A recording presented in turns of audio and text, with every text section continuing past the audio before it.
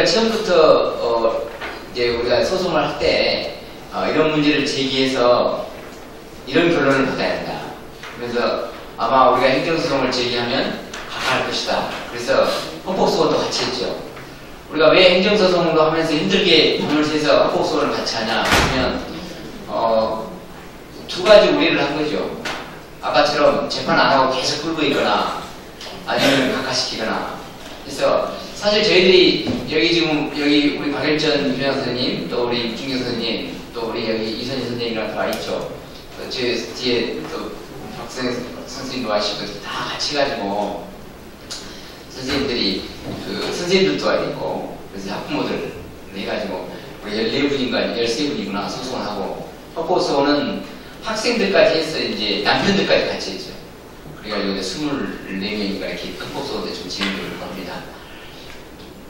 근데 이제 우리가 왜 소송을 하냐 하면 지금 방금처럼 곽일진 변호사님 말씀하신 것처럼 우리가 이런 것을 알게 하자는 거죠.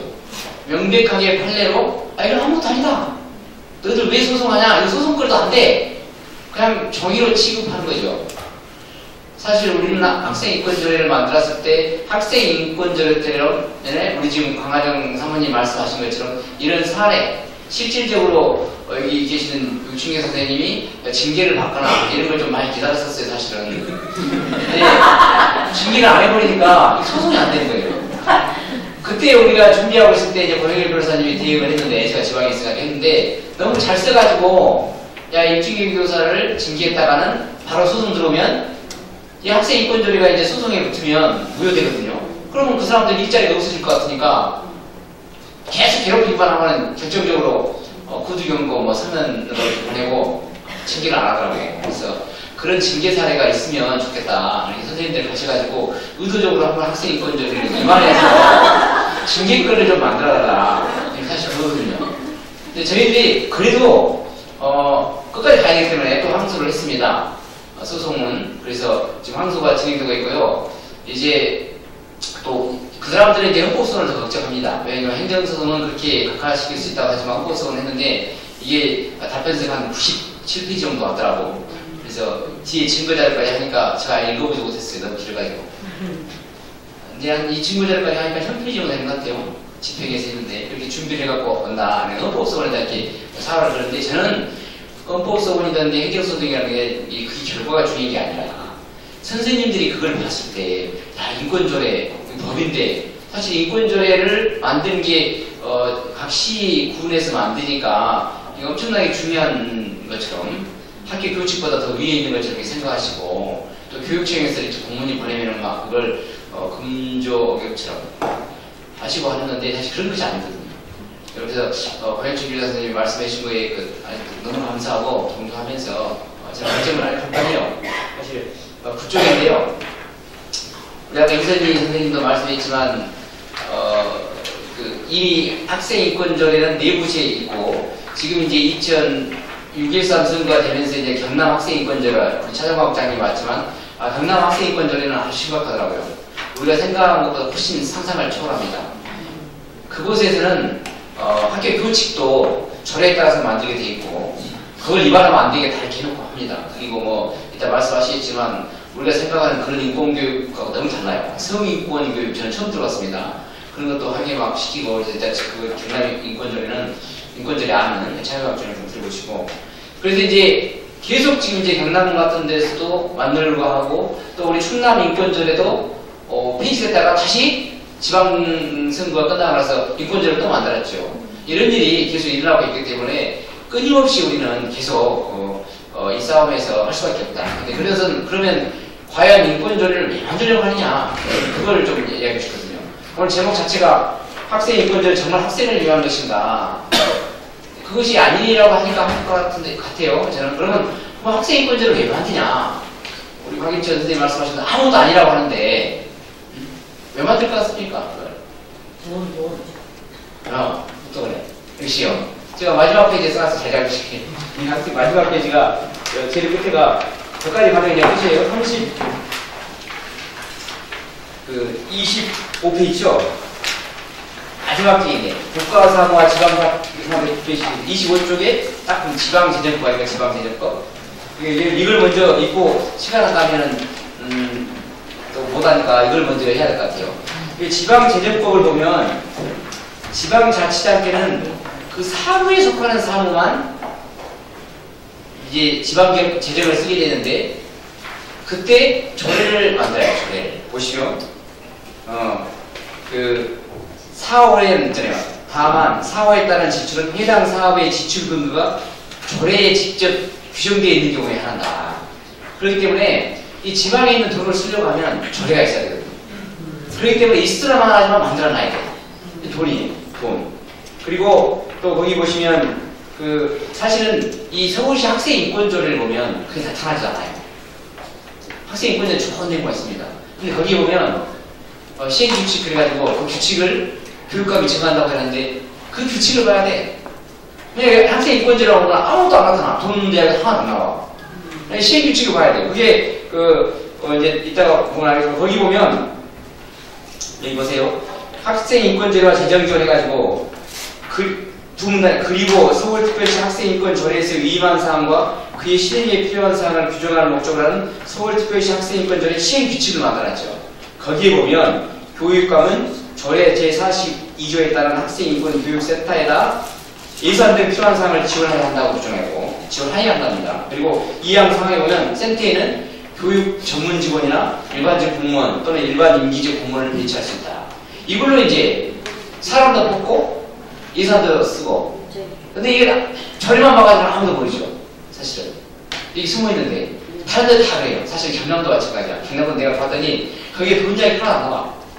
결국 저 규칙을 정하면 규칙을 다 하는 것이다. 그래서 사람도 뽑고 일자리 주고 또 돈 주는 거. 그럼 한 달에 1년에 얼마씩 예산이 되냐. 오늘 제가 사실은 우리 국회의원 우리가 누가 먼저 했거든요. 김기경 의원이 어디가요? 아니요, 오신다네요.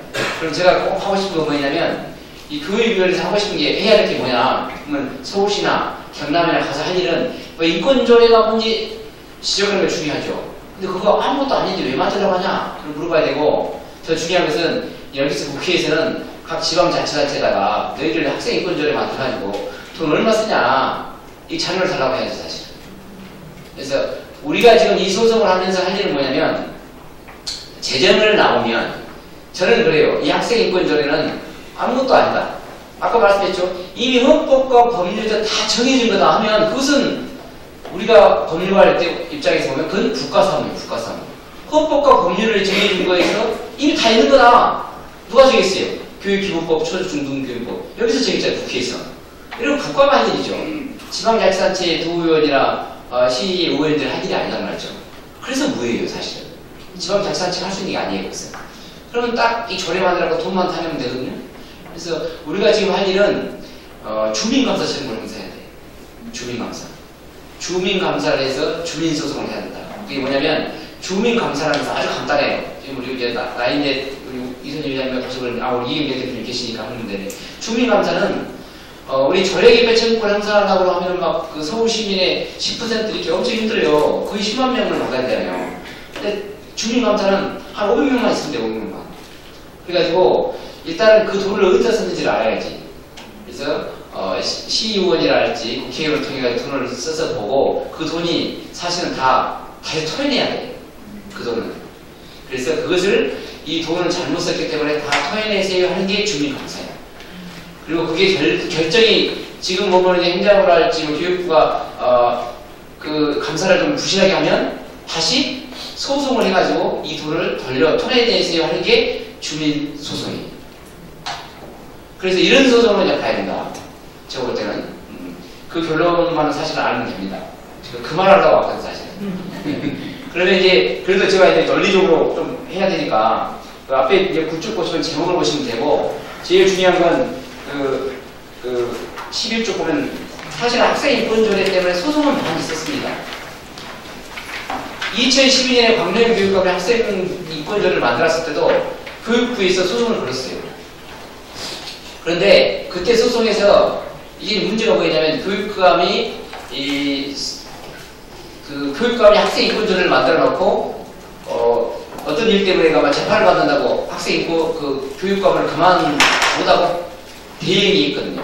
그 당시에 무슨 그 선거법 위반으로 해가지고 검령교육감이 아마 재판을 받으면서 구속됐을 겁니다. 그러면서 이제 직무가 정지돼가지고 부교육감이 했는데 부교육감이 하면서 이제 교육부하고 이게 이제 문제가 생긴 거예요. 근데 부교육감은 교육부 의견을 잘 들었고, 근데 부교육감이 교육부의 의견에 따라서 그 학생 인권 조례를 서울시 의회가 만들었지만 제의를 요구했거든요. 그럼 제의를 요구하면 이제 과반수가 아니라 3분의 2 이상의 동의를 받아야 되는데 제의가 요구된 상태에 있을 때 광명교육감이 재판 끝나고 다시 복직을 하고요. 복귀해가지고는 제의를 철회해버렸어요. 제의를 철회하니까 다시 확정돼 버렸죠. 그러니까 이제 교육부가 다시 소송을 할 수가 있거든요. 교육부가 소송을 했어요. 그랬더니 대법원에서 야, 그것은 제의를 요구했다가 제의를 철회했는데 당신들이 소송하면서 이미 시간이 지나버렸다. 기간이 지났다. 그래서 각하시킨 거예요. 원래 하면 제의 요구하고 교육부가 소송할 수 있는 기간이 20일이거든요. 근데 제의를 요구했다가 의회가 계속 갖고 있으니까 벌써 한 달 지났죠. 2달 때 가고 있었죠. 그러니까 제의를 철회하니까 의회가 아직 열리기 전에. 그러니까 다시 교육부가 소송을 거니까 20일이 지나버리는 거죠. 그래서 소송을 못한 겁니다. 실질적으로 이제 학생인권조례에 소송을 했던 것은 우리 지금 강의장 우리 송경진 교사가 문제했던 전라북도 인권조례입니다. 전라북도 인권조례에서 소송이 걸렸어요. 그게 실질적으로 소송에서는 이제 실체적인 판단을 한 겁니다. 그 소송이. 그런데 그때 법원이 우리 박일철 선생님이 말씀하신 것처럼 이렇게 했어요. 13쪽을 보세요. 13쪽에 나열을 보시면 이 학생인권조례가 어떤 것이다를 전라북도 학생인권조례를 판단하면서 한 것입니다. 그런데 아쉬운 것은 뭐냐면 지금 우리가 서울시 학생인권조례를 하면서 주장한 것들을 그 당시에 전라북도 학생인권조례를 소송하면서 주장했으면 좋은데 했어요. 사실 소송에서는. 그런데 대법원이 약간 아까 우리 사법부가 좀 이렇게 적극적이지 않다고 했죠. 그러면서 좀 비겁하게 했어요. 어떻게 했냐면 당신들이 소송을 이렇게 많이 10개지 주장했는데 우리가 판단하는 것은 그 당시에 교육부 장관이 제의를 요구했거든요. 제의 요구할 때 그 사회로 삼았던 것만 판단한다. 이렇게 판단하면서 이렇게 10개를 주장했으면 9개를 다 빼고 하나만 딱 판단한 거예요. 그래서 우리가 국가사무과 자치사무냐가 되게 중요했는데 거기서는 학생의 인권교육을 2시간 시키는 게 자치사무냐 국가사무냐 그것만 판단하고 나머지 것들은 아무것도 아니다. 그냥 법에 있는 거 다 확인한 거니까 이것만 하는 거예요. 그래서 그 내용 한번 읽어보시면 이걸 한번 읽어볼 필요가 있을 것 같은데 왜냐면 서울시 학생인권조례도 이걸 그대로 인용했으니까 이러한 전제에서 전라북도 학생인권조례안은 전체적으로 헌법과 법률의 테두리 안에서 이미 관련 법령에 의하여 인증된 학생의 권리를 열거하여 그와 같은 권리가 학생에게 보장되는 것임을 확인하고 학교 생활과 학교 교육 과정에서 학생의 인권 보호가 실현될 수 있도록 내용을 구체화하고 있는데 불과할 뿐 법령에 의하여 인정되지 않았던 새로운 권리를 학생에게 부여하거나 학교 운영자나 학교 의장, 교사 등에게 새로운 의무를 부과하고 있는 것이 아니고 정규 교과 시간 외 교육활동의 강요 금지, 학생 인권 교육의 실시 등의 규정 역시 교육의 주체인 학교의장이나 교사에게 학생의 인권이 학교 교육 과정에서 존중돼야 함을 강조하고 그에 필요한 조치를 권고하는 데 지나지 아니하여 그 규정들이 교사나 학생의 권리를 새롭게 제한하는 것이라고 볼 수 없으므로 뭐 이렇게 법령 위반도 아니다. 이거거든요. 아무것도 아니라는 거야 사실은. 그러니까 이것을 이미 있는 거 갖다가 짜집게 하는 것 뿐이다. 그렇기 때문에 무슨 학생들한테 무슨 권리를 준 것도 아니고 교사가 무슨 달라진 것도 없고 그러니까 소송도 안 됐다. 이렇게 한 것이거든요. 우리가 이제 서울시 학생인권조례가 그 다음에 14쪽 보시면 이제 서울시 학생인권조례도 2012년에 아까처럼 뭐 주민 말을 해가지고 우여곡절 끝에 만들어졌다가 광명교육감 시대에 소송했다가 그냥 다 소송도 각하다고 해서 그대로 유지되고 있었는데 제가 볼 때는 좀 문제가 있었던 것은 2017년 9월 20일 날 조문을 하나 개정했는데 14쪽 보시면 이 사망을 신설한 거예요 사실은. 저는 그 사망의 신설에 대해서 우리가 문제 제기하지 않으면 안 된다. 그 보면 이미 1학은 이미 다 했었죠. 학생은 뭐 성별, 종별이고 성적 지향, 성별 정체성 등을 이유로 차별자를 권리가 있다. 이건 2010년에 있었다가 사망이 하나 들어간 겁니다. 학교의 설립자, 경영자, 학교의 장과 교직원 그리고 학생은 제1항에서 예시한 사유를 이루 차별적 언사나 행동, 혐오적 표현 등을 통해 다른 사람의 인권을 침해해서는 안 된다. 이것을 2017년 9월 22일 딱 한 1년 됐죠. 그때 의원들이 의원 발의로 딱 이 조문을 하나 만든 거예요. 4년 만에. 근데 이 조문은 되게 무서운 조문이다, 사실은. 왜 그러냐면, 아무것도 아니라고 생각하는 사람들은 아무것도 아닌데, 이 조문을 인권조례에 딱 넣어놓고 학생들한테 2시간씩 인권교육을 시키면 이 조문이 엄청 중요한 게 돼요, 사실. 인권교육을 어떻게 시키냐에 따라서 학생들이 이 조문의 의미가 아주 강해지고 학생들이 이 조문을 가지고 이제 선생님한테 대들어. 학생 인권조 이렇게 돼 있는 선생님 여기 있어요? 하면 사실 우리 유충기 선생님처럼 이렇게 강심장도 딱 떨리는데 그냥 선생님들이 학생 인권조례 열 수 있는데 하면 선생님들 안 떨리겠어요? 그리고 조사한다고 하고 그러면 오늘 강혜영 사모님도 와 있고 하지만 그 선생님이 이 학생 인권조례 가지고 학생들 이렇게 대들면 우리가 또 잘못하면 또 송교님 선생님처럼 된단 말이죠. 얼마나 시달려버리냐면 징계는 안 하지만 엄청 시달릴 수 있다고. 그렇기 때문에 이 조문은 되게 문제가 있다 해가지고 이 조문이 사실은 차별금지법이거든요. 이게 혐오표현 부재법이거든요. 이걸 딱 넣어놨기 때문에 우리가 이걸 다투게 해서 소송을 한 것이고 그러나 이것도 별거 아니라는 걸 우리는 받고 싶었거든. 그래서 지금 이런 판결을 받은 것이고 그래도 우리가 다투어.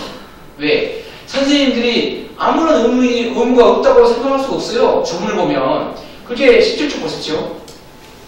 17조부터 아무런 의무를, 아무런 권리를 준 게 아니냐. 그렇지 않아요. 제가 볼 때는. 왜? 성적 지향이나 성별 정체성에 따른 차별을 금지한다는 게 성적 지향에는 국가인권법에 나옵니다. 성별 정체성에 따른 차별 금지가 우리나라 법에 있어요? 없습니다. 그럼 거짓말 들었죠, 법원이. 그건 사기야. 그대로. 그래서 제가 이번에는 방송에 있었을 때는 성적 지향과 성별 정체성에 대해서만 내가 한 5장 썼어요. 10장 중에 절반을 썼어요. 성별 정체성에 대한 차별 금지가 어디가 있냐, 우리나라 법에. 이 판사님아. 당신들 법 전문가 아니야? 우리나라 헌법하고 법률 중에 성별 정체성 차별 금지를 찾아봐 봐라.